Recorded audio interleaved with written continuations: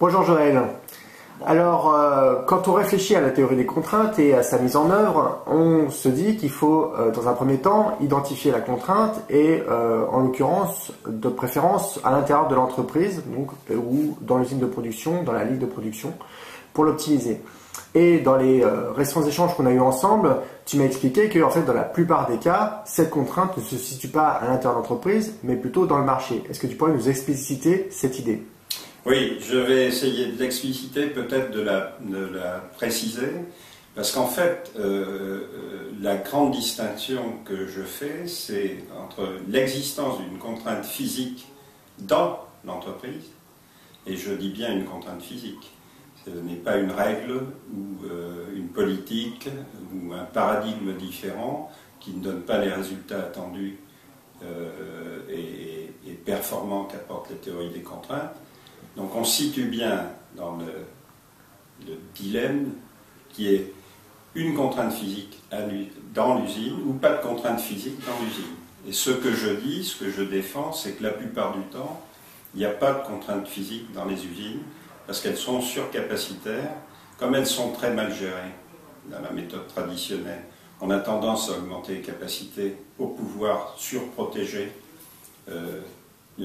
l'usine et la production de l'usine. Donc on crée des systèmes qui sont surcapacitaires et qui en fait sont sous-optimisés. Donc résultat, c'est comme s'il y avait une contrainte. Et quand on regarde et qu'on dégoulotte la contrainte, on se rend compte qu'elle n'est pas dans l'usine, mais la plupart du temps ailleurs, ou dans une règle, ou dans le marché, ou dans les appros dans certains cas.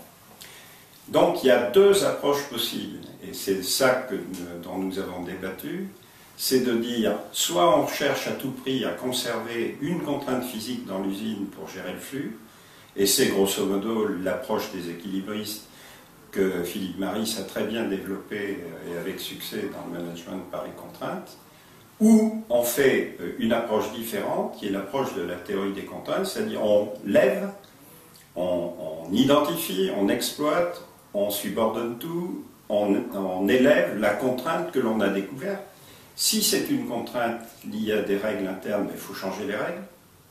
Si c'est une contrainte qui est liée au marché, comme la demande, il suffit d'aller augmenter la demande en augmentant les ventes ou en ayant une action marketing pour faire une offre plus importante vis-à-vis de ses propres clients ou des clients nouveaux. Donc en fait, il y a deux façons de voir les choses. Il y a une façon qui a tendance à sous-optimiser ce qu'apporte la théorie des contraintes en gardant la contrainte physique dans l'usine.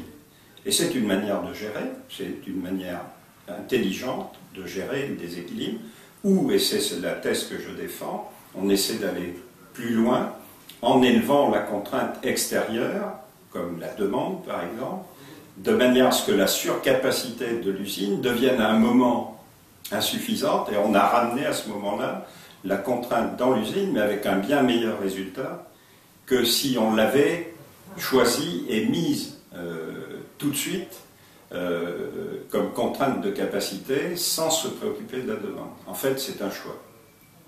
Voilà la différence, et je pense que j'ai été clair, je ne suis pas sûr. Si, c'était très clair. Merci Joël.